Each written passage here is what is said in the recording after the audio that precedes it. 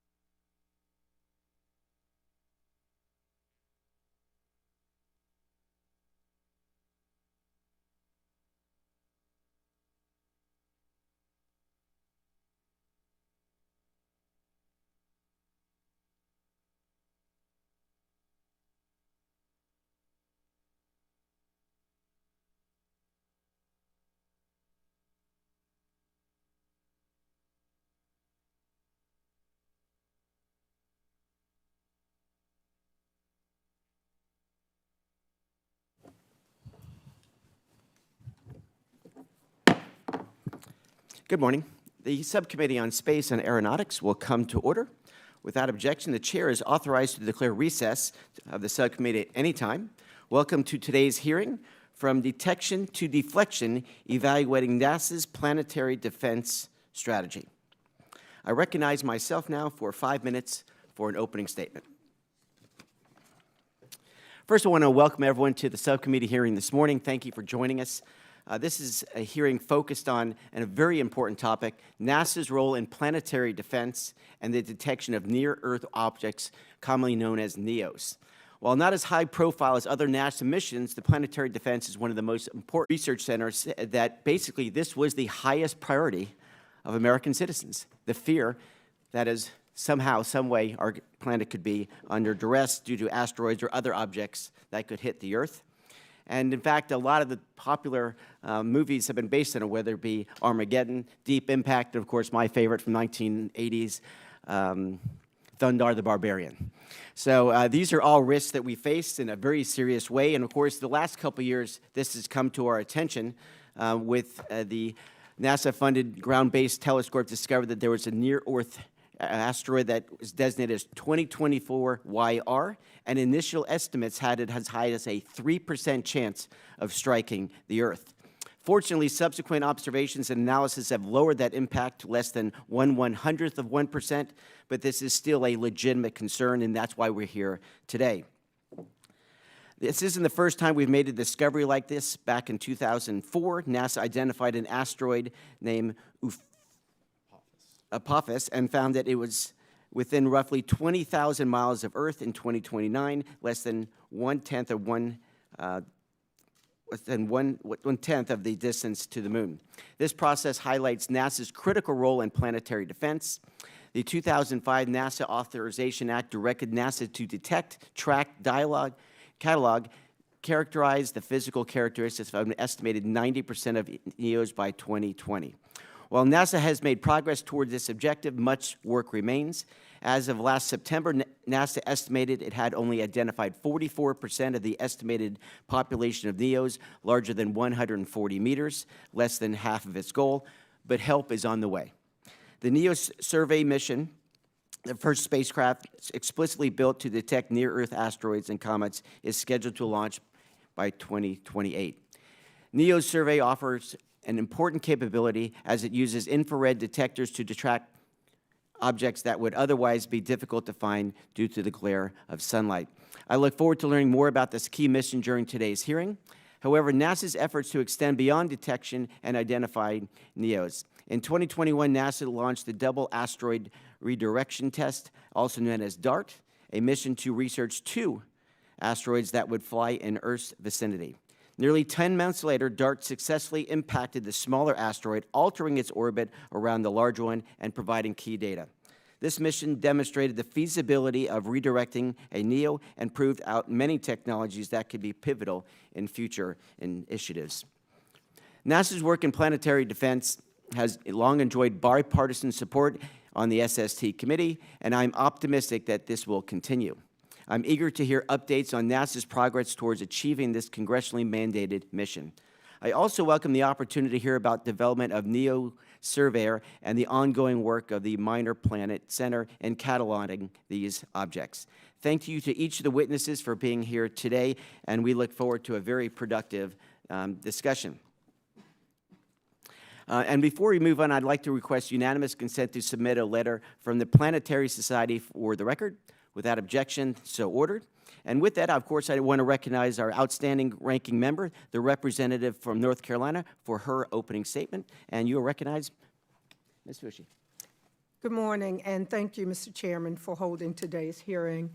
I want to extend a warm welcome to our expert witnesses. Thank you all for being here. Under most circumstances, this hearing would be a natural continuation of the committee's periodic review and oversight of NASA's near-Earth object and planetary defense activities, activities that Congress, led by this committee, directed in law. Near-Earth objects, or NEOs, pose real, though infrequent, threats. We had a taste of a NEO threat in late 2024 and early 2025 with the detection of the 2024 YR4 asteroid that was initially estimated to have more than 1% chance of impacting Earth in 2032. Thankfully, NEO and planetary defense efforts, both in the U.S. and internationally, were in place to analyze and assess the threat, and the projection was later reduced to near zero. Today's circumstances, however, are far from ordinary. The Trump administration's recently released skinny FY 2026 budget request proposes a $6 billion, or 24% cut to NASA. NASA's Science Mission Directorate, which oversees and funds NASA's NEO and planetary defense activities being discussed today, would see a staggering 47% cut from the FY 2025 levels under the full-year continuing resolution. While we are still awaiting the more detailed budget proposal in the congressional justification, one thing is clear. This budget, if enacted, would strip away NASA's storied leadership, disrupt decades of progress in U.S. space exploration, and cripple the agency's ability to pursue bold and ambitious goals going forward. That would be a sad and hollow future for our civil space program. It would be an embarrassing recipe for failure, and one we must wholeheartedly reject. It also risks jeopardizing U.S. global leadership across the science and technology frontier and in emerging technologies like artificial intelligence, with drastic cuts being proposed across the federal science ecosystem. Since taking office, the Trump administration has canceled nearly $20 million in NSF research grants to my state. These federal cuts also threaten the livelihoods of our local communities and are leading already to job losses in my district, North Carolina's 4th. The depths of losses for NASA would be far-reaching, impacting everything from support to the International Space Station, to aeronautics research and development, which advances aerospace and aviation, a sector with historically positive trade balance, and so much more. NASA's Earth Science Division would take a $1 billion hit, threatening, for example, the continued Earth observations and information that can help our farmers estimate crop yields and assist emergency responders in preparing for and responding to natural disasters. The tornadoes, droughts, flooding, wildfires, and hurricanes that ravage communities like recently in my home state of North Carolina are neither red nor blue. However, this administration has chosen to kneecap our ability to understand, predict, and respond to these devastating and expensive disasters. For example, hundreds of scientists slated to work on the statutorily directed National Clients Assessment have been dismissed, and a NASA support contract for the U.S. Global Change Research Program was canceled. These actions are unrecognizable in an agency that has been the gold standard and world leader in space and has achieved historic results characteristic of our great nation. If enacted, the Trump administration's skinny budget proposal risks putting NASA on a path to irrelevance. It threatens our economic and national security, surrenders U.S. leadership in space to our adversaries, and jeopardizes our competitiveness and standing on the world stage. That's a strategic posture I simply cannot accept.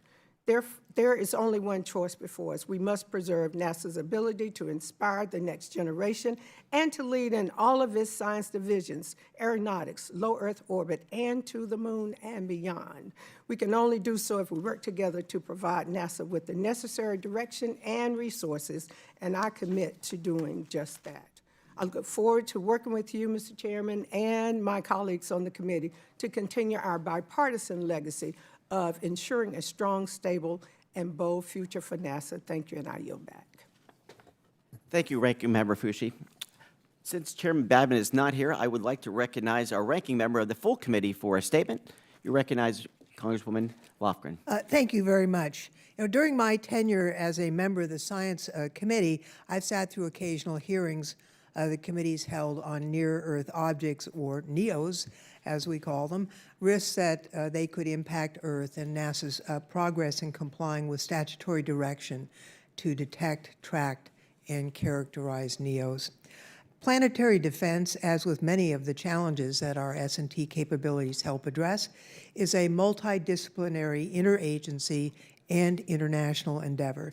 That's made clear in the 2023 National Science and Technology Council's National Preparedness Strategy and Action Plan for Near-Earth Object Hazards and Planetary Defense, which was updated from the 2018 Strategy and Action Plan.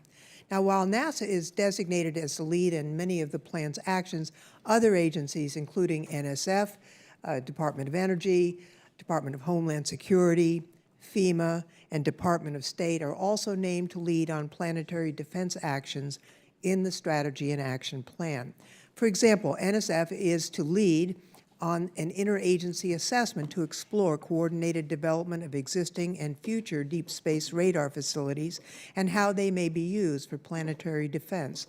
DOE is named to lead on the study of circumstances when only use of a nuclear explosive device would provide the necessary capability to mitigate an impending NEO impact.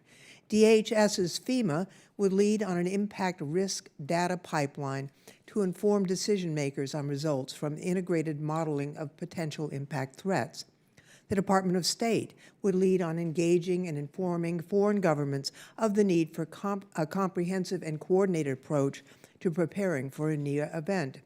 It's clear that planetary defense leverages many of our federal S&T agencies. Now, whether that federal agency continues, whether that expertise continues, I think is now in question. Probationary employee layoffs, deferred resignations, and widespread planned rifts are creating a brain drain. Moreover, under the Trump administration's fiscal year 2026 so-called skinny budget proposal, here's what would be cut. As the ranking member of the subcommittee has said, NASA would see a 24% cut, NSF a 55% cut, DOE a 9% cut with much steeper cuts to DOE's Office of Science. FEMA may not even exist. The Department of State would be cut 47%. Will anyone be home to answer the call if a NEO were found to be on a trajectory headed toward Earth? Would any remaining federal workers have the necessary skills or know-how to act? I don't want to go on, but I think the message is clear.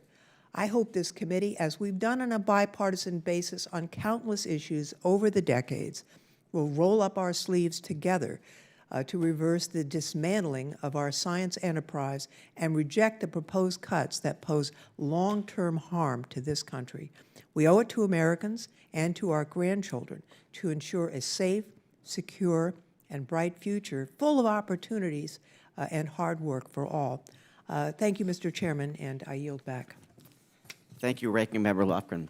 Now we, of course, our chairman has arrived. Great to see Mr. Chairman. I now recognize the chairman of our full committee, Dr. Babin, for his remarks. Thank you, Mr. Chairman. I appreciate it. Good morning. We have an exciting hearing today on NASA's efforts to save the world, literally.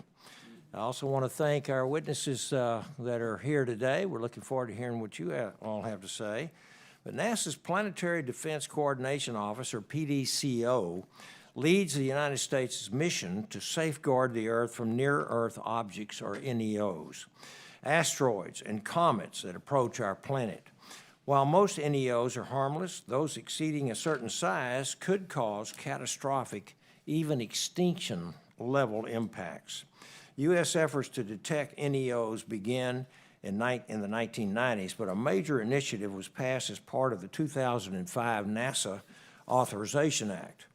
The George E. Brown, Jr. Near-Earth Object Survey Act directed NASA to detect, track, and catalog 90% of the NEOs larger than 140 meters in diameter within 15 years.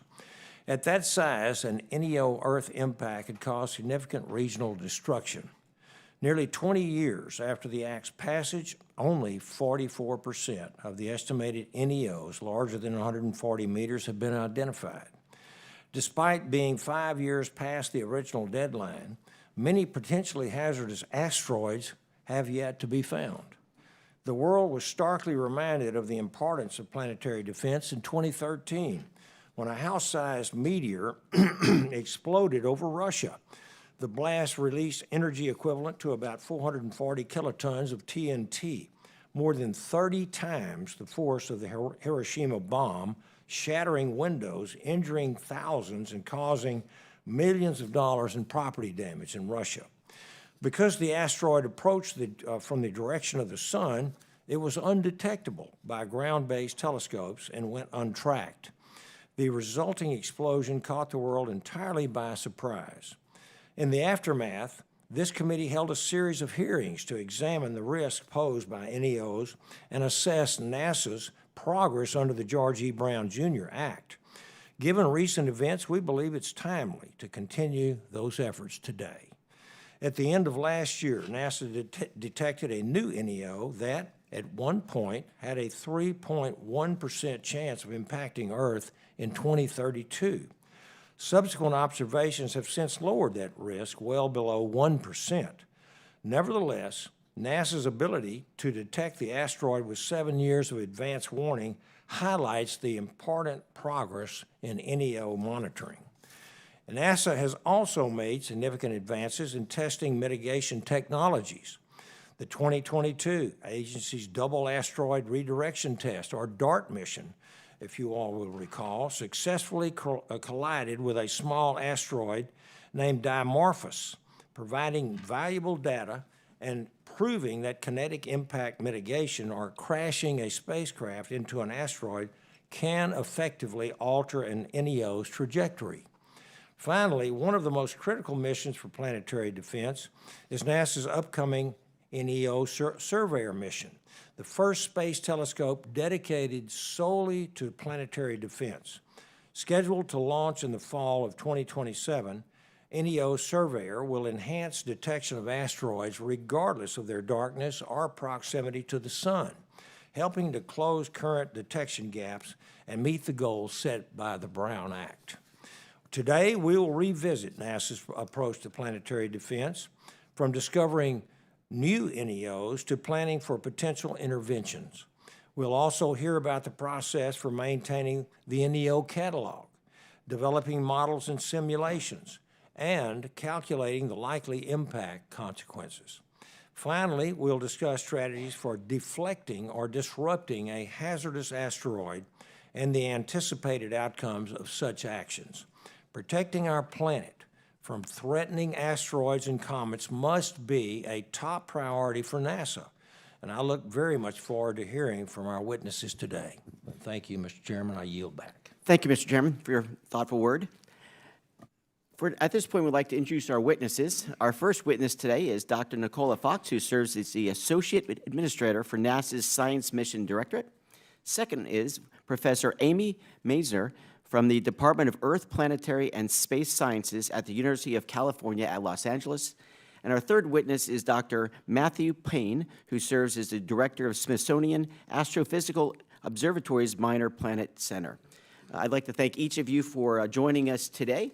And I now recognize Dr. Fox for 5 minutes to present their testimony, which will begin with a brief video, as I understand it, highlighting NASA's important role in planetary defense. Thank you for being here.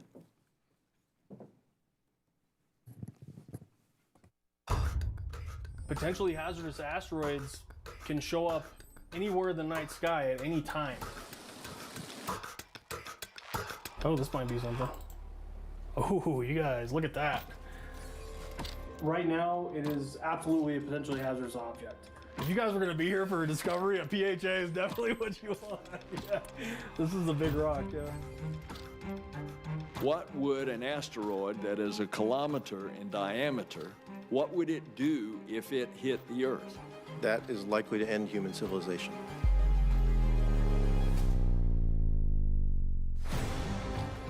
Those objects are big enough to cause what we would call truly global devastation, meaning that they could cause global extinction events. The good news is that we found more than about 95% of them. When we get down to smaller objects, things that are larger than, let's say, about 100 meters across or so, now the picture's not so rosy. Today, we do not have a complete inventory of all the possible impactors. there's almost certainly a decent-sized asteroid out there that is going to pose an impact threat to the planet.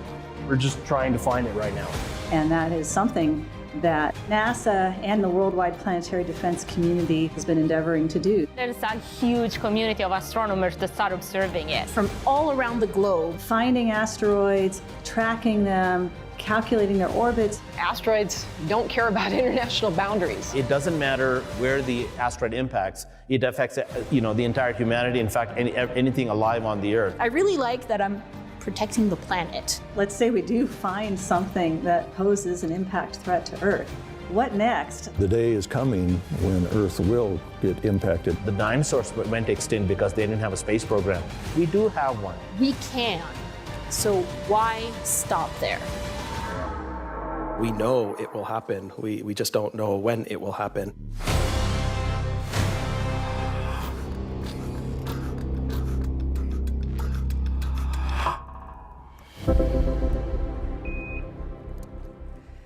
Thank you so much for letting us show that. I have to say, I'm not very calm now the video actually worked. That was the thing I was the most worried about. Good morning, everybody. Chairman Haradopoulos, Ranking Member Fushi, Chairman Babin, and Ranking Member Lofgren, and all of the distinguished members of the subcommittee. It's a pleasure to see you so soon after I was just here.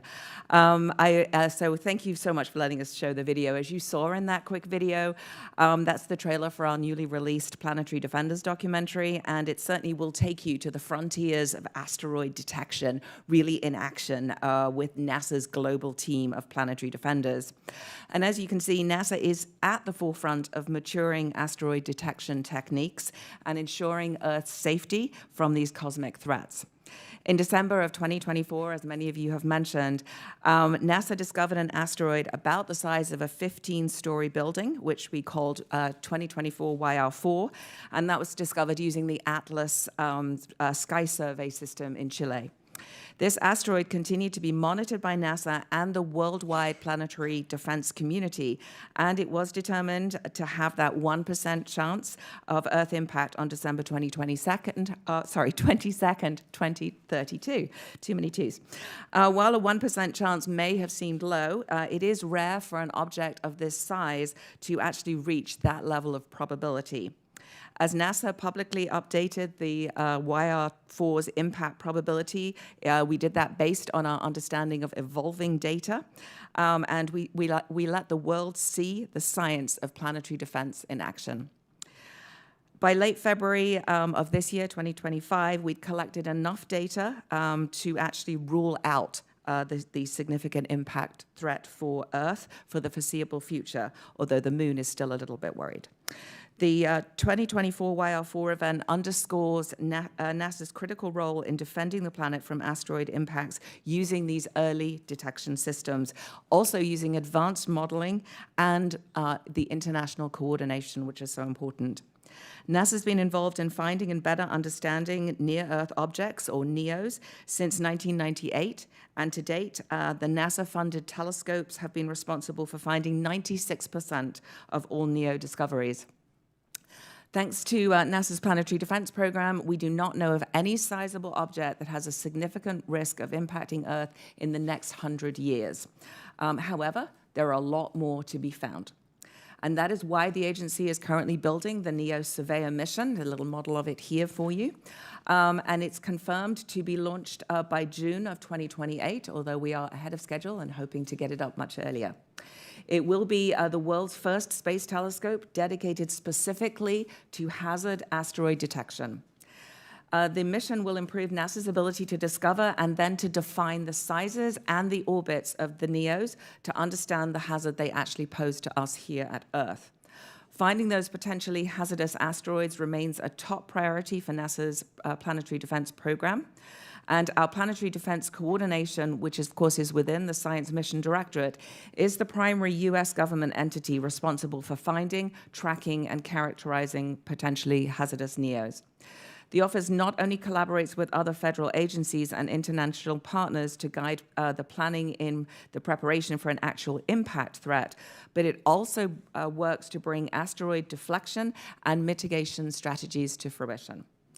In 2022, NASA successfully demonstrated one method of the asteroid deflection using the kinetic impact of spacecraft with the double asteroid redirection test, or DART, as many of you have mentioned.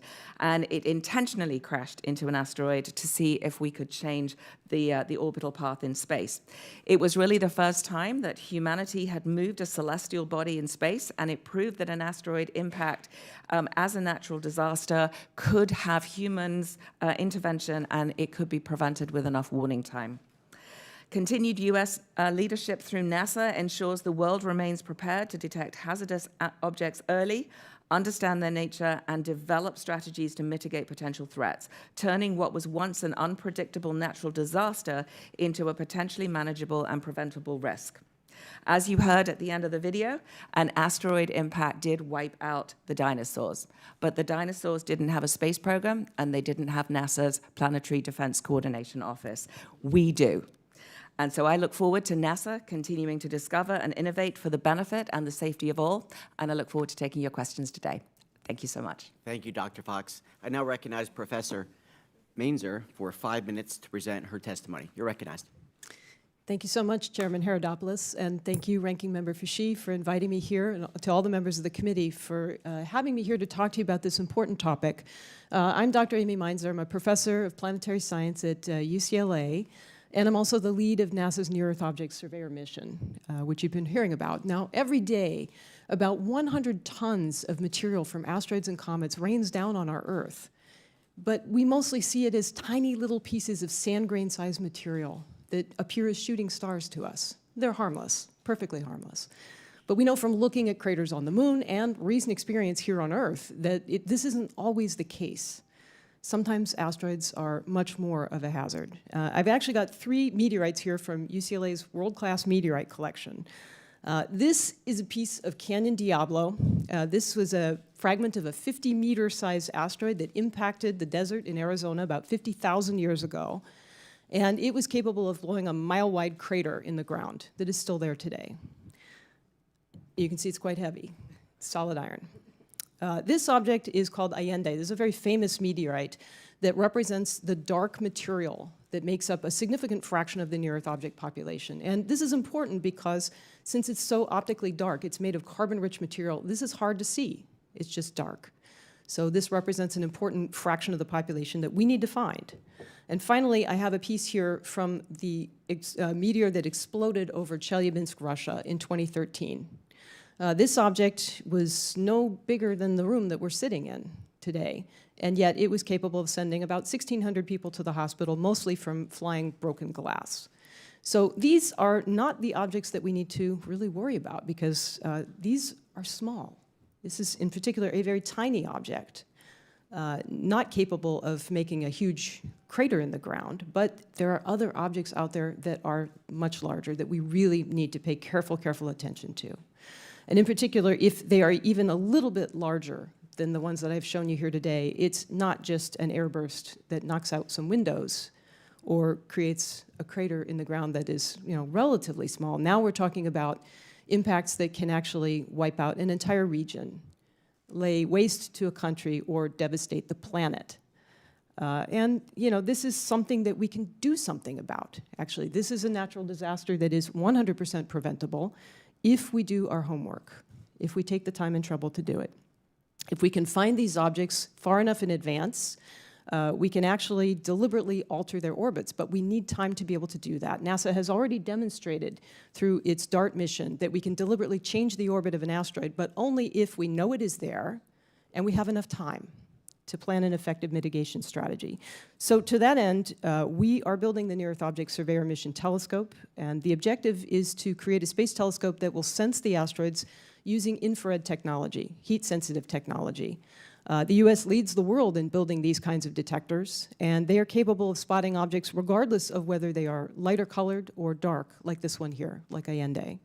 In addition to being able to spot the objects, we can also measure their sizes, and that will tell us whether or not it is likely to be a relatively harmless object or something that is capable of causing really severe devastation on the ground. And even something the size of Canyon Diablo, if this were to hit a city, it would level it instantly, pretty much. So that is why we are building NeoSurveyor. The mission is under construction right now. All major elements of the payload in the spacecraft are being constructed. It's being built and managed at JPL with major portions of payload testing happening at Space Dynamics Lab in Utah. We've just completed a major thermal test at Johnson Space Center in Texas. We'll be launching out of Kennedy Space Center in Florida on a Falcon 9 rocket in late 2027. And as my colleagues have noted, this is a natural disaster that we can absolutely prevent if we can take the time to go just do our homework. And as noted, the dinosaurs did not have a national space program, but we do, and we are working on doing something about this problem. So thank you for taking the time to hear me today. Thank you, Professor. And now I recognize Dr. Payne for 5 minutes to present his testimony. You're recognized, sir. Thank you. Chairman Babin, Ranking Member Lofgren, Chairman Herodopoulos, Ranking Member Foushee, and distinguished members of the subcommittee, thank you for your support of planetary defense and for the opportunity to speak with you today about the Smithsonian Astrophysical Observatory's national and global efforts to defend our home planet from the threat of near-Earth objects. I appear before you as the director of the Minor Planet Center, whose global mandate and reach places us at the heart of planetary defense. So the Minor Planet Center... Dr. Payne, would you mind moving your microphone closer, make sure it's on as well? Can you hear me? Much better. I apologize. So the Minor Planet Center has been operated by the Smithsonian Astrophysical Observatory since 1978 and is the internationally recognized authority for the collection, processing, and dissemination of observational data on the positions of small bodies in the solar system. So this includes comets, natural satellites, and asteroids of all kinds, including those whose orbit might lead to a collision with the Earth. So the Minor Planet Center is sanctioned by the International Astronomical Union, and we serve as the world's official clearinghouse for asteroid tracking. Our center is both funded by and works closely with our colleagues at NASA's Planetary Defense Coordination Office, and the Minor Planet Center serves as a critical node in the International Asteroid Warning Network. So each year we process more than 50 million observations, submitted from over 2,500 observatories across 80 different countries. Among these data are the critical early detections of near-Earth objects, some of which may pose potential hazards to the Earth. We track the orbits of all 38,000 currently known NEOs, and including the more than 2,500 potentially hazardous ones. And an impact by any one of those would be devastating. So with these stakes in mind, identifying these threats requires the Minor Planet Center to combine technical expertise, highly complex modeling, with critically needed human judgment. Our systems must rapidly distinguish new objects from known ones, prioritize those that pose potential risks, and publish the orbital data so that they can be used by researchers, planetary defense planners, and decision makers worldwide. As the keystone of global coordination in this arena, the Minor Planet Center is central to the first and arguably most important component of planetary defense, i.e. the detection and tracking. Our near-Earth object data set enables rapid follow-up by astronomers worldwide, provides refined orbital paths, and ensures timely assessments of impact risk. One recent example that has been mentioned a couple of times is the near-Earth object 2024 YR4, which was potentially flagged as an impactor with a small probability of collision in 2032. Had it hit the Earth, it would have done so with the energy equivalent to an 8 megaton bomb, so that would have been enough to kill millions if it impacted near a population center. Thanks to continued observations by astronomers worldwide and the swift coordination and sharing of that global data via the Minor Planet Center, its orbit could be calculated more precisely, and that impact threat was ruled out within a few weeks. However, that scenario served as a critical reminder that early detection offers our best and possibly only opportunity to mount mitigation efforts, especially given the years of lead time that are likely required to prepare that response. I'll note that beyond natural objects, the Minor Planet Center also plays a supporting role in broader space domain awareness. We regularly filter out observations of artificial satellites and pass the data to our colleagues at the US Space Force to contribute to their tracking of orbital assets and debris. And this capability to distinguish between natural and artificial objects is important for rapid identification of hazardous objects and is growing increasingly critical in an era of growing orbital congestion. But we face some real challenges. The Vera Rubin Observatory and NASA's NeoSurveyor mission, when they come online, then they will send the Minor Planet Center 10 times more data than it currently receives from all other sources combined. So we've made, and we must continue to make, improvements in our hardware, software, and processes to ensure that the planetary defense community is able to utilize this wealth of new data to safeguard us all. And one example of this is our development of AI techniques to improve the speed and accuracy with which we can identify NEOs within the stream of data sent to us. And we'll continue to work with our colleagues at the Smithsonian's Astro AI Center on further applications of AI in planetary defense, and in particular to the processing of data from the NEO Surveyor mission. And we're also exploring some international collaborations, particularly with the European Space Agency, to see whether we can support 24/7 operations and some shared analytic tools and resources. Chairman and members, planetary defense is not a theoretical exercise, it's a practical, ongoing, and globally shared responsibility. And the Minor Planet Center is not just a data repository, it's a global nexus of asteroid tracking. And the Smithsonian Astrophysical Observatory and the Minor Planet Center are proud of our work and global leadership in safety, diplomacy, and preparedness. Thank you for your attention and your continued support for this critical mission. I look forward to your questions. Thank you, Dr. Payne. With the witnesses with their testimony complete, I now recognize myself for 5 minutes for a few questions, if you don't mind.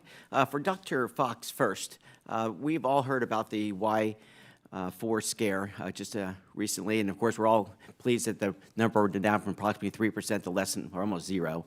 But that being said, what's the first thing that you all do when you feel like an object like this is a potential threat? If you could walk us through those steps, that'd be great. Yes, certainly. We actually spent time putting together the process so that we have this like a notification process. So when that first observation is made, as you heard, it goes into our Minor Planets Center. They actually sort of look and say, is it real? Yes, no. If it's real, then we start doing, we actually put out an alert. We use our worldwide international network to take as many observations of it as we can. The most important thing, the trajectory. The first thing to do is get that trajectory down. It does take a little time because this is a very small object. It's moving very slowly, and so it can take a number of days to actually sort of get enough. But it gives us enough to start saying, okay, it's within the 1% window. If you imagine you've got a pretty big swath, and the Earth is anywhere in that to give it that 1%. We can, at that 1% threshold, we actually kicked off the notification process. This was the first time we'd ever done it. So it sort of rang out some of the, the kinks, and we got it going. The first thing we did, we informed all of the agencies in the U.S., all of our other government agencies. The acting administrator, Janet Petro, chaired a sort of meeting where we explained, because everyone was new in their positions, we explained the process, what was going to happen, they were going to get this information and what it meant. We also then, through the international, we kicked out the sort of international network. We put out a lot of information into the media and explained what was happening. Then we continued to take the observations. As you noted, it went up to 3.1%. We continued over many nights to take these observations. We also had time on the James Webb Space Telescope when it crossed into the field of view to allow us to actually do a much better job of characterizing the size of it. As we continue to take more observations, and in fact, before it actually got into the James Webb field of view, we'd actually managed to do more trajectory work, and then determined that the trajectory had now sort of shrunk, moved, and the Earth was on the other side of it. Although, as I noted, there is still a 1% chance that it could impact the Moon. At that point, we sort of, we notified everybody that it was back down to almost zero. Had it actually gone above 10%, then there's a second notification that we would do, and then we would actually kick off, a study into what could we do about it if we needed to have a mitigation technique. And as a follow-up, and if other witnesses want to interject as well, that'd be welcome. I think the issue, as our chairman mentioned, 2032 is the potential time period. Correct. How much lead time do we have on something like that? And then the second part of that question is, if we identified a larger threat, how long would it take us to ramp up the interceptor in order to hopefully divert this potential chaotic experience? So we have a number of different techniques that we could use to actually deal with the asteroid, and the longer we have, the easier it is to do it. I will note with YR4, it would have come back, it will come back, be observable in 2028, which would have given us another opportunity. The idea would have been to launch something to actually go look at it, study it, and work out, really understand the composition, which is important for the impact. But the longer time we have, the better job we can do with doing that. But we do have many studies, mission concept studies that are funded by NASA looking at different ways. The DART mission, as you alluded to, is one of the easiest ways. It's a kinetic impactor. You send a large spacecraft, you hit it hard, and it moves. But there are other ways of doing it as well. And is that a common time period? I mean, we'll have 8 years at a minimum. Are there situations where that could be a much shorter period of time, given the velocities, et cetera? It really depends where it is in the sky. As the Chairman Babin noted, the asteroid that came and impacted Russia came directly from the sun, and it's really impossible to see that. Has that changed? If that happened, where we can detect it from the sun now?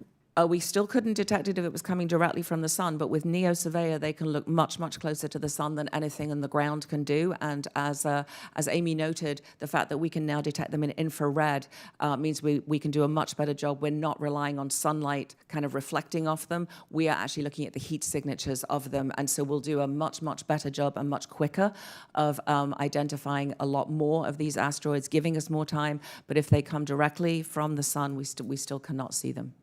Thank you. Unfortunately, my time has expired. I wouldn't be surprised if you get back into this, but let me, of course, allow our ranking member, Ms. Fushi, for her 5 minutes. You're recognized.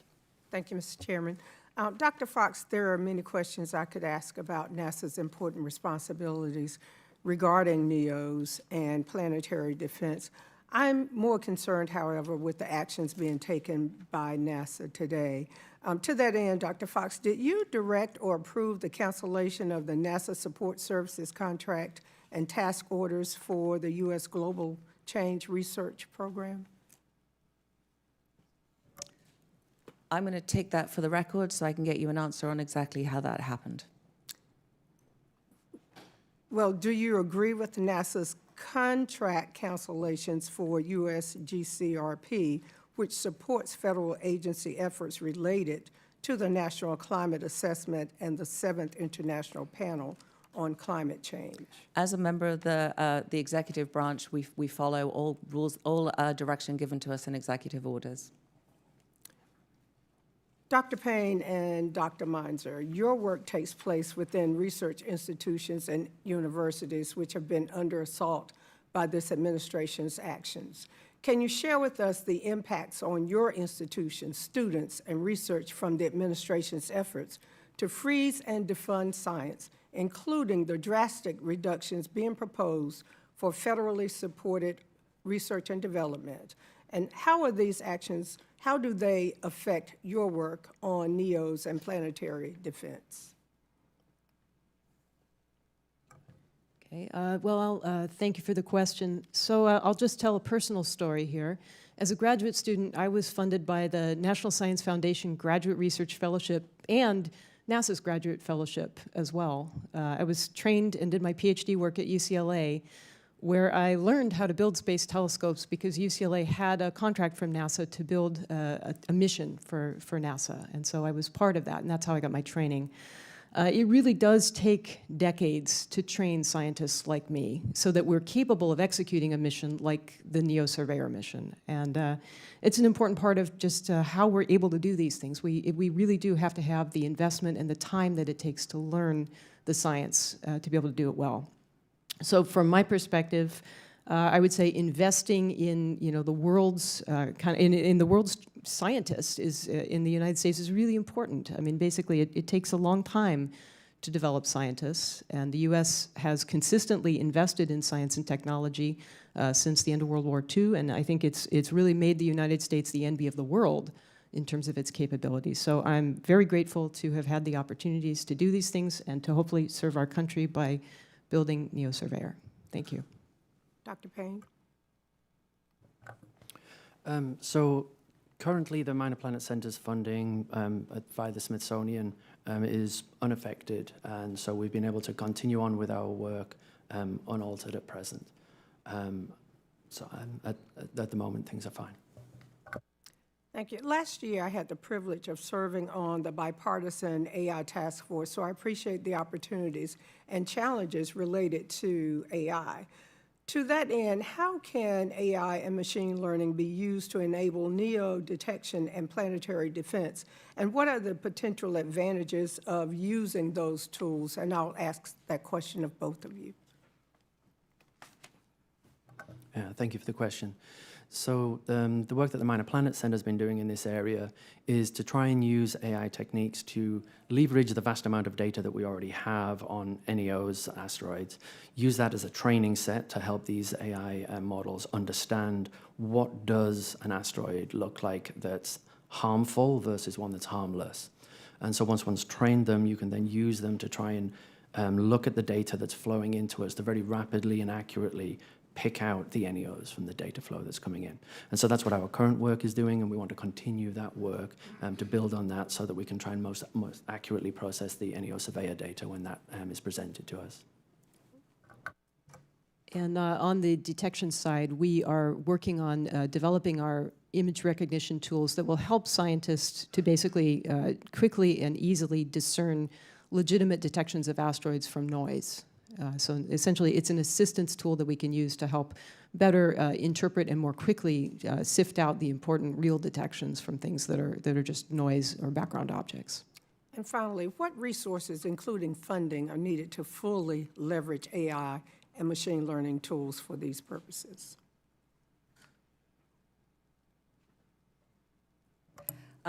Adequate funding is certainly a major thing. Also making sure that we have the best high-end computing facilities, which we do at Ames Research Center, and really leveraging the knowledge of the NASA community through the universities, through our other partners, and the great work that's done. I'll just highlight the great work that's done at ATAP. I know I'm out of time, but it's so critical to actually be able to tell us about the impact of the asteroids. Finding them and characterizing them is one piece. What we really care about is what it's going to do when it arrives.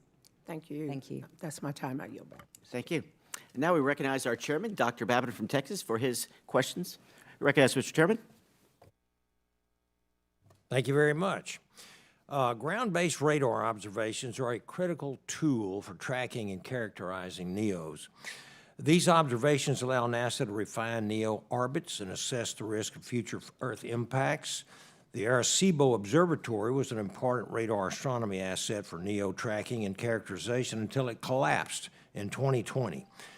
Dr. Fox, in response to letters the committee sent to NASA after the Arecibo collapse and NEO surveyor delays, NASA indicated that it was initiating a study along with the National Science Foundation and the Space Force to evaluate the requirements and potential capabilities for a national deep space radar asset.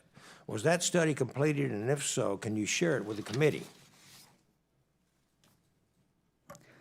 Yes, as you know, NASA doesn't develop ground-based facilities on our own, but as you note, in 2023, we did join NSF and other representatives in this sort of cross-disciplinary deep space radar needs study, and we looked at whether a coordinated development of future deep space radar facilities should be further explored. We of course will follow any sort of guidance that's in the President's budget request and any congressional direction regarding the FY 2026 appropriation. And I will be happy to go back and see if we can send you that report. Yes, ma'am, that would be great. Also, the asteroid Apophis is expected to fly by Earth in 2029, and it will be the closest asteroid of its size in recorded history, coming in between the Earth and the Moon. NASA announced that it was extending the OSIRIS-REx mission to study Apophis, renaming the mission OSIRIS-APEX. This mission will only rendezvous with Apophis after the asteroid passes Earth.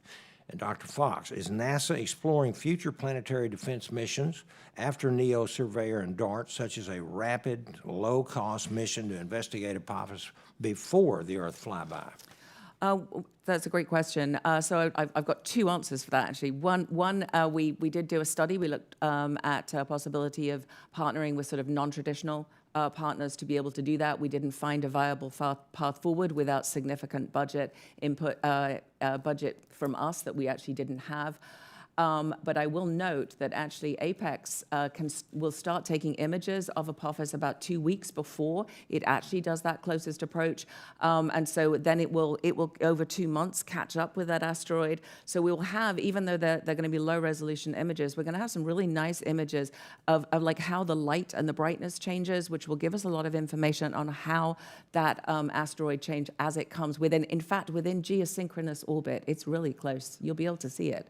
I'm very excited. Excellent. I am too.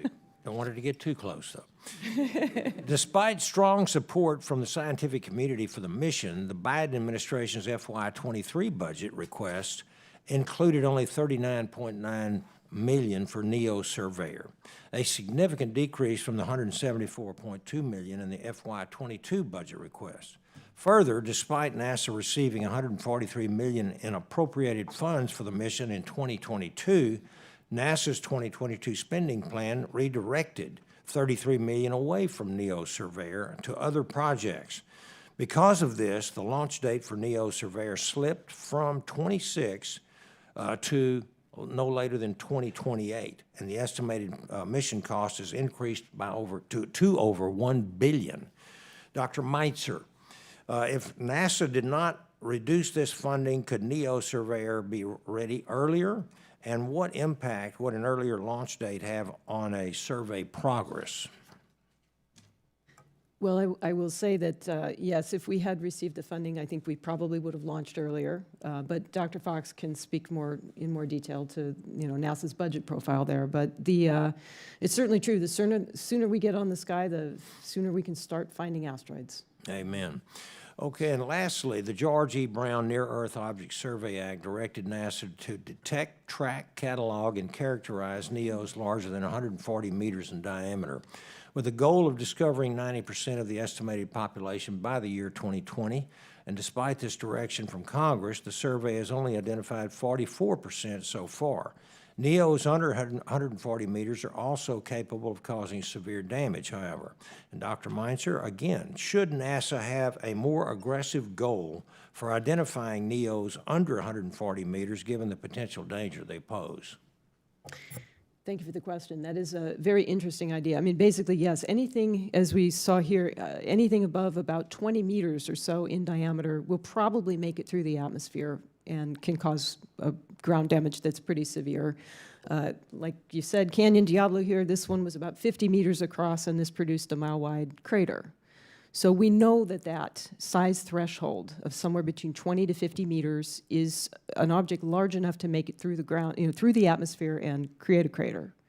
So that's probably the size and up worth paying attention to. With NEO Surveyor, we will expect to, over 10 years of surveying, get to that 90% mark for the 140 meter and larger objects. We will still see many, many objects. In fact, the vast majority of the things we will see are smaller than this.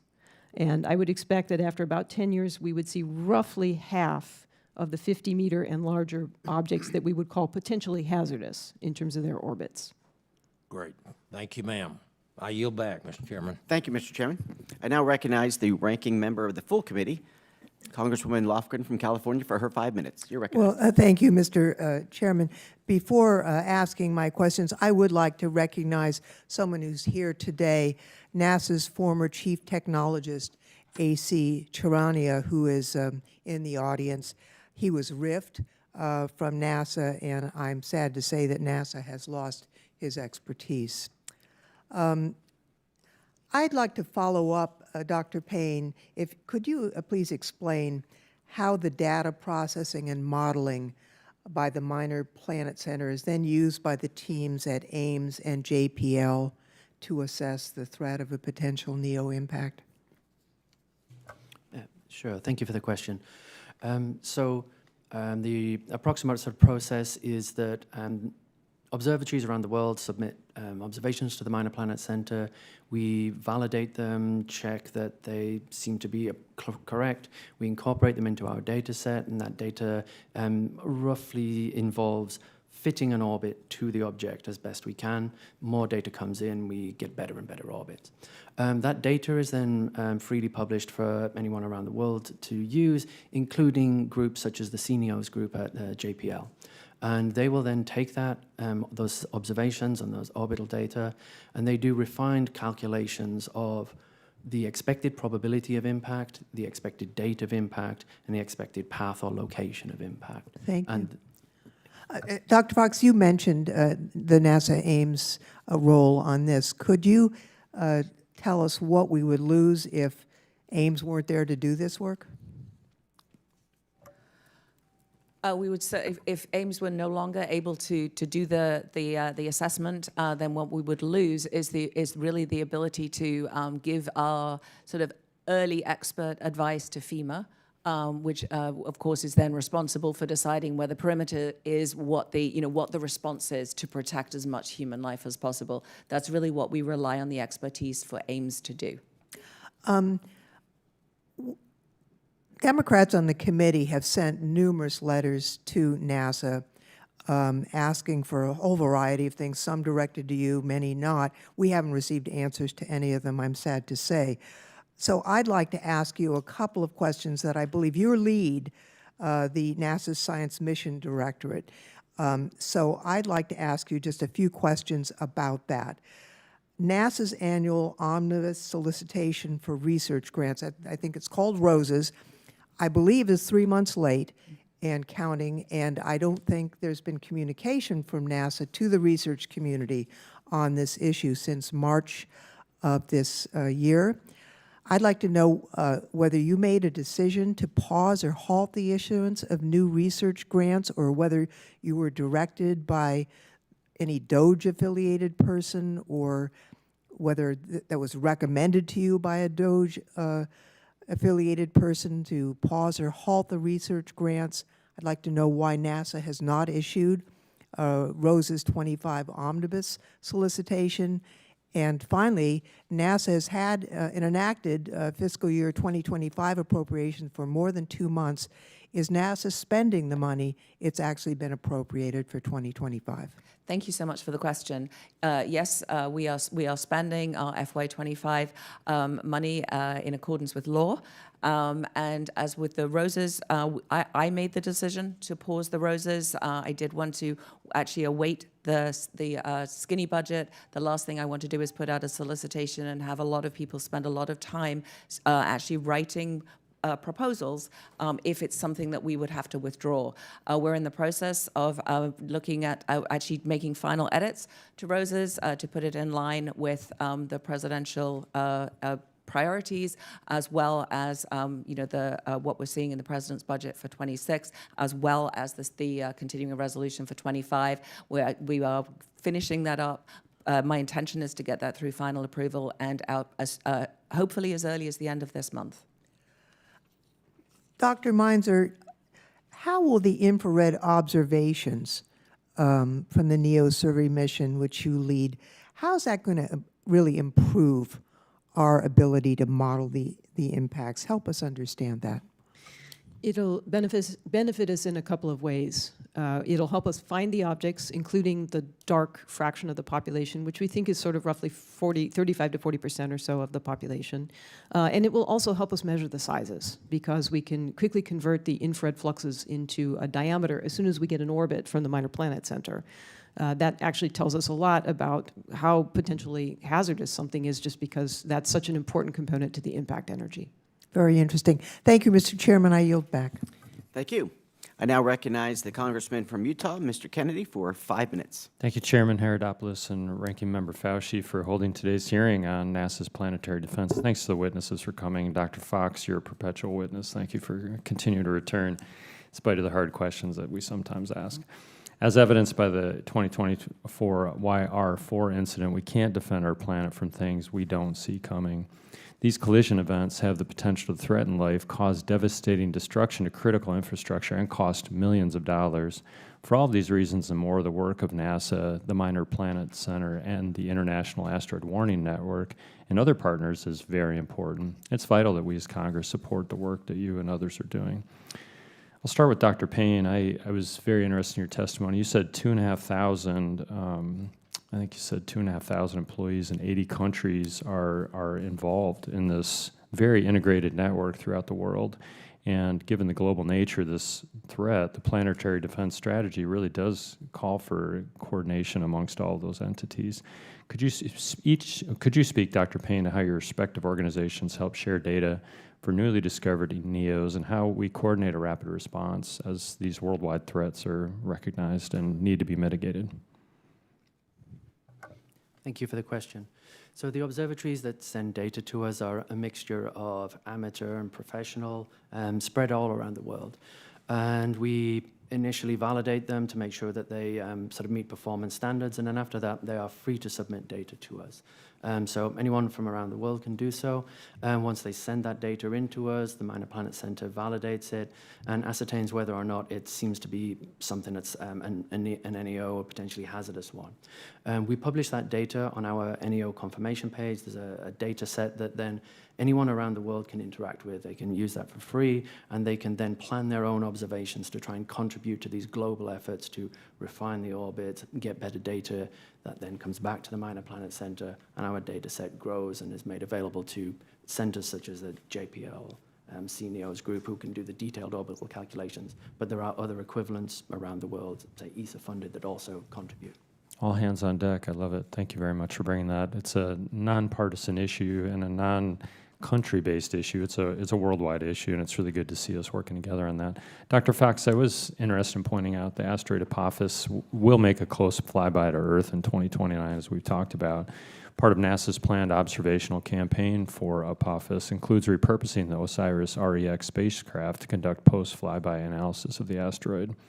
During the original development of OSIRIS-REx, the Space Dynamics Laboratory at Utah State University, which I'm proud to have in my home state, provided detector assemblies for the spacecraft's suite of 3 cameras. Can you expand on NASA's plans to utilize OSIRIS-REx for the Apophis close approach? Yeah, I'd love to. And they're wonderful cameras, thank you. You're welcome. I didn't have anything to do with them, but Utah State University worked hard on them. Yeah, I mean, as I noted, I actually hadn't realized that we could start observing it 2 weeks before that close flyby. I really thought we were going to catch up with it and just be able to do that close analysis. So it's going to give us a long baseline over the 2 months using actually those cameras to be able to really start characterizing. It's going to be small, it's going to be kind of fuzzy at first, but you can do a lot with image processing, and we'll pull out the information on that image. And then we'll look at sort of how the brightness changes as it does that close flyby. And so it's really exciting to be able to have this opportunity. And it's designated 2029 as the International Year of the Asteroid. It was actually just kicked off last week in South Africa. And it's actually a great opportunity to educate everyone into, what asteroids are, why we care about them, and, why the actual threat to us is pretty small, but very, very significant. Excellent. 2029, we can all look forward to that. There's a few election cycles between now and then. That's all we think about up here, it seems. But I'll finish with a question for Dr. Meinzer. Utah State University is home to the Space Dynamics Laboratory, or SDL, which has a rich history of supporting planetary defense efforts.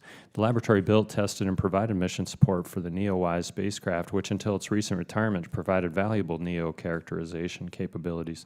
More recently, SDL has been supporting the development of NEO Surveyor. This includes providing expertise on space-based infrared sensors, since the Surveyor's main instrument is a telescope that operates in 2 infrared wavelengths. What advantages, if any, do space-based NEO detection systems have compared to ground-based observatories? Space-based observatories, excuse me, like NEO Surveyor, are complementary to the ground-based visible telescopes that we have. Our telescope in space will be able to point closer to the sun because we have a big tall sunshade on it. And as you've noted, we have infrared sensors that can allow us to measure the heat coming off of the object. So that gives us a very good complementary view of the objects compared to what we can observe on the ground with visible telescopes. And SDL has been a wonderful partner in both NEO-WISE and NEO Surveyor. Thank you for pointing that out. I was hoping you'd bring that up. Thank you, Mr. Chair. I yield back. Thank you. I now recognize Representative from New York, Ms. Gillen, for 5 minutes. Recognized. Thank you. Thank you, Chairman. Thank you, Ranking Member Fushi, and thank you to all of our witnesses. While the chances, I understand, are statistically small, the impact of an asteroid collision with the Earth would be devastating. We've all seen the Hollywood versions, and based on the clip you showed this morning, it looks like they're not so far off from what would be the real accurate impact. So for that reason, Congress has directed NASA to survey all the near-Earth objects greater than 140 meters in diameter to ensure that that does not happen. And I'm glad that my colleagues on both sides of the aisle have voiced their strong support for the funding of NASA's NEO Surveyor mission, a satellite that will complete our survey of near-Earth objects. And Mr. Chairman, I ask unanimous consent to enter into the record a 2022 letter authored by members of the committee in support of the surveyor. Without objection. So my first question is for Professor Meinzer. So I'm just wondering, what impact would the skinny budget, $2 billion in cuts to NASA science have on the launch of the surveyor?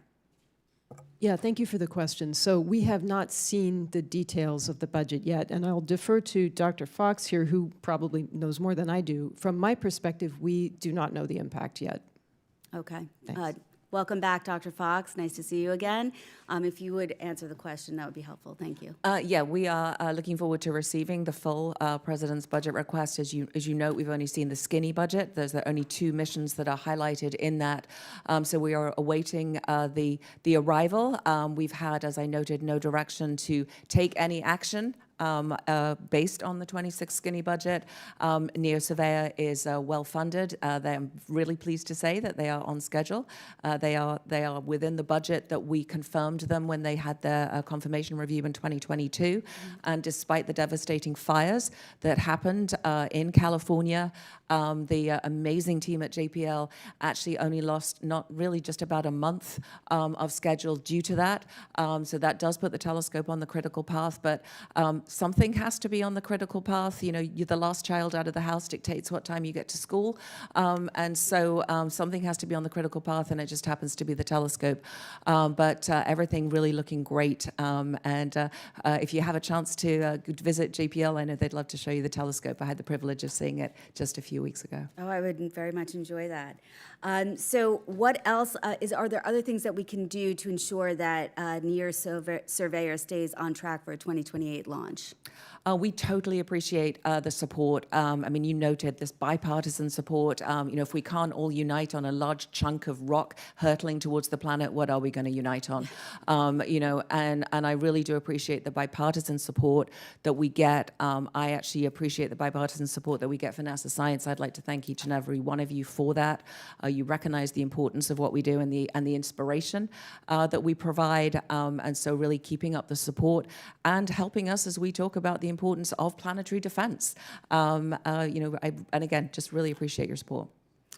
Dr. Payne, could you elaborate a little bit further on partnership and how AI technology can help you in your mission? One of the sort of partnerships that I've been trying to sort of leverage and will try to leverage over the coming years is with the Smithsonian's Astro AI Institute, where there's people in-house with that expertise and sort of the knowledge of how to develop and train these AI models. And the Minor Planet Center has a huge data set from the data that's been sent to us over the decades and centuries. So there's an exquisite data set that can be used for training and developing these models for different aspects of object identification, data processing, etc. And so it's those aspects that I'd expect to work on over the next couple of years related to that. Thank you, Dr. Payne. And again, Dr. Fox, you mentioned earlier in your testimony that now we are not concerned about YR4 having impact on Earth, but you did mention that the moon is not out of danger. Do we need to be concerned about an impact on the moon? I can happily report that if it is only a 1% chance of impacting the moon, and obviously as we get more observations in 2028, we'll be able to really refine that. But if it did impact the moon, it would not change the moon's orbit. Okay, thank you. I yield back. Thank you. I now recognize the representative from California, Mr. Whitesides. You're recognized for 5 minutes.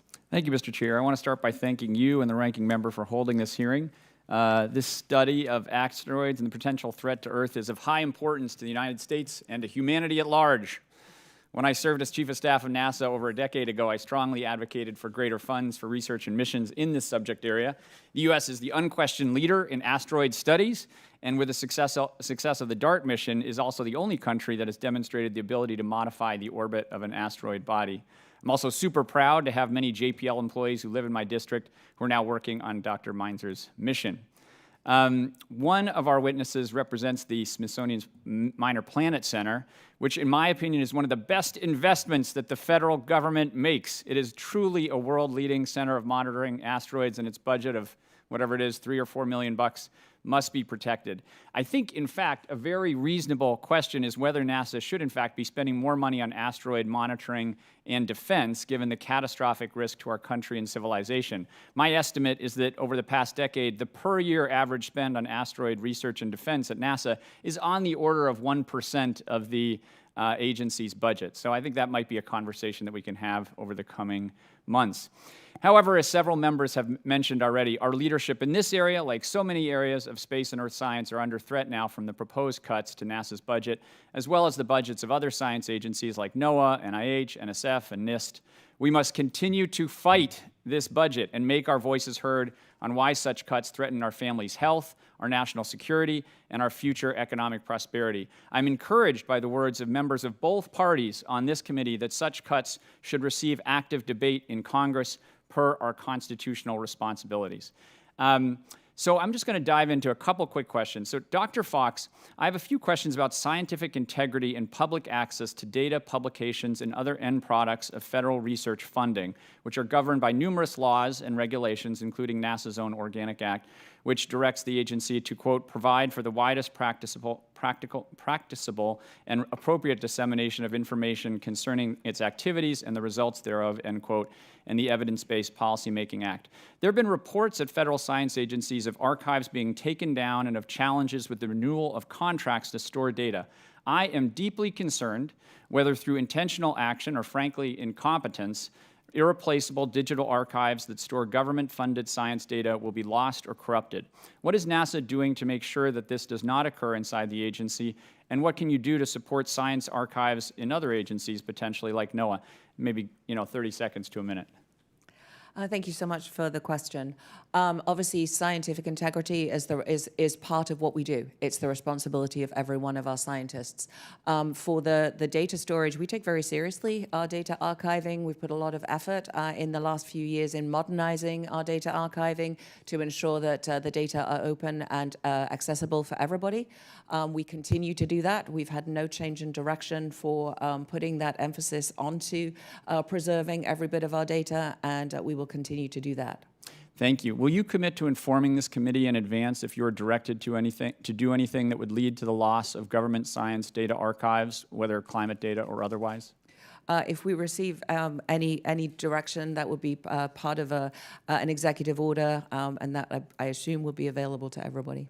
Thank you. Dr. Fox, the Trump administration recently released the top-line numbers for the FY26 budget request, and the president is proposing to cut the NASA science budget, as discussed, by nearly in half. In your testimony before the subcommittee last month, you stated that you could not know the impact of a 50% cut because you hadn't seen the budget yet. And I think you've testified earlier today that you haven't seen the detailed budget, although we have, seen a specific. Can you briefly just tell us what the impacts at a top line would be of a 50% cut? I mean, you run the directorate. You know at a top line what the impact on the number of missions or other issues would be. Can you just sort of walk us through that at a top level? Yes. I mean, as you know, the skinny budget, we do have our top line number. Earth science is specifically called out, so we do have the Earth science number. We have not seen any details on the missions or any direction on missions other than the Mars Sample Return Program and the Landsat Next, which is joint with USGS. We await the full president's budget so we can see the priorities and the direction on which missions may be supported or not supported. And I will be happy to come back and brief you when we have that information. Thank you. Mr. Chairman, I yield back. Thank you. I will now recognize the representative from Oregon, Ms. Salinas, for 5 minutes. You're recognized. Thank you, Chair Aeronautics and Ranking Member Fushi, and thank you to our witnesses for being here today. This administration's efforts to undermine NSF, NOAA, NASA, and other research agencies are fundamentally attacks on our national security. They threaten, certainly, ongoing work in Oregon to better understand, predict, and effectively respond to earthquakes, tsunamis, wildfires, and yes, even asteroids. As we've heard in this hearing today, some of these disasters may be rare, but the risk they pose is real. If government fails to support this science, we will be failing at our most basic obligation as members of Congress to protect the health, safety, and security of our constituents. Professor Meinzer, in your experience, how do a variety of funding streams work together to support institutions, labs, and researchers, and to what extent does your institution rely on a combination of support from NASA, NSF, and other science agencies?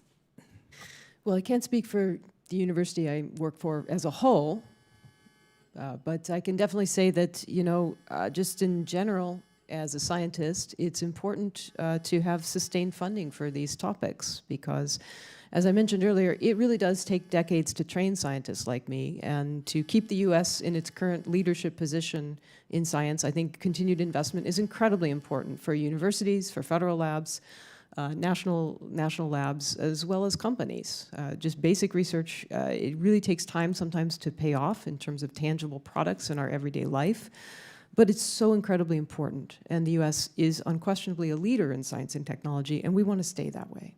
Thank you.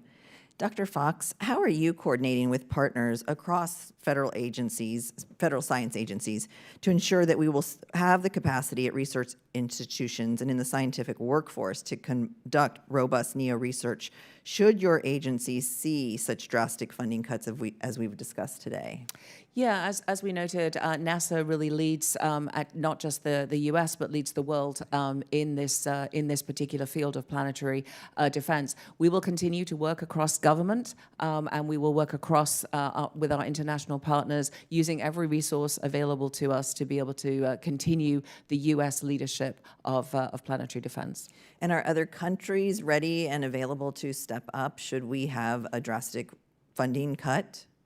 We've had no discussions about particular funding levels. We are, as we noted, this is a global problem. Amy said in the video, it doesn't care about country borders, and so we through the International Asteroid Warning Network, which NASA put together, also Same Page, which I can't remember what Space something advisory group, sorry, but Space Planning, I think it is.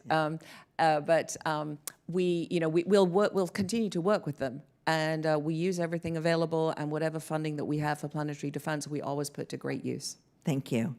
The administration has directed science agencies to cancel existing grant fundings, important STEM education activities, on the grounds that these promote diversity, equity, and inclusion. These included an NSF grant at the University of Oregon, helping teachers across the country to help girls access STEM fields. Dr. Payne and Professor Meinzer, in your experience, does talent in your field come from any particular background, and have you seen value in programs that help to expand STEM opportunities to folks from non-traditional backgrounds, including those from rural areas? In my experience, science benefits from having the best available talent across all different backgrounds. We work with people and scientists all over the world, and on this particular problem, it is global and international, so we really benefit from everybody's contributions. It's just so important that science be available and accessible to everybody. So from my standpoint, I think the most important thing is really trying to expand education and opportunities to keep that U.S. leadership. That means we really do have to draw on talent from everybody, everywhere. It's important. It keeps the U.S. in the lead. Thank you. Dr. Payne, would you like to comment? I would just echo pretty much everything that Professor Meinzer there said, and possibly, as Professor Meinzer is alluding to, I've benefited from the ability to come here freely and to be able to contribute to this global effort, so I'm very grateful for that. Thank you. And with just a few seconds left, Dr. Fox, how have you responded to the White House's DEI and directives in your work, and how will you ensure that you support talent everywhere, despite efforts to rein in support for underrepresented Americans? Yeah, thank you for the question. We obviously follow all the guidance in the executive orders and have done so. But we continue to have our solicitations. We noted we're going to put the ROSA solicitations out. They are open to everybody. And we look forward to getting great proposals in and picking the best science and the best technology to move forward with. Thank you. My time has expired. I yield back. Thank you. I want to thank each of the witnesses today for the thoughtful comments and valuable testimony. I also want to thank the members for their wonderful questions. The record will remain open for 10 days for additional comments and written questions from the members. And with that, this hearing is adjourned.